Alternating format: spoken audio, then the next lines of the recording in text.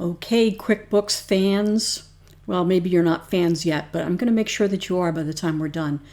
The next batch of videos is going to be exploring the gear icon and some of the stuff that's going on in there. And because there's so much going on in there, I'm breaking it into a series of videos. So I am going to go down there or down there.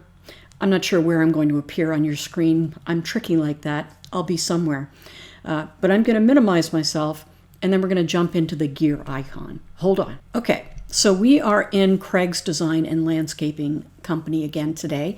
This is our sample company. We're going to go to the gear icon, and you can see there's a whole bunch of stuff going on here.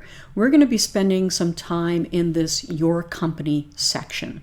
So this is a lot of the setup stuff that you would do at the beginning, and you would pretty much never make any changes to stuff after you get things set up, but you may. For example, if you wanted to add a new user, you would come in here.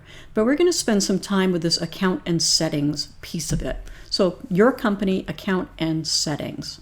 What we're going to find in here is all of the basic information about the company. So the name of the company, the legal name of the company, what tax form the company uses, the industry that it's in, company emails and addresses, all of those basic kinds of information. And if you need to edit any of these, you're going to come over to this pencil icon on the side and update those pieces of information.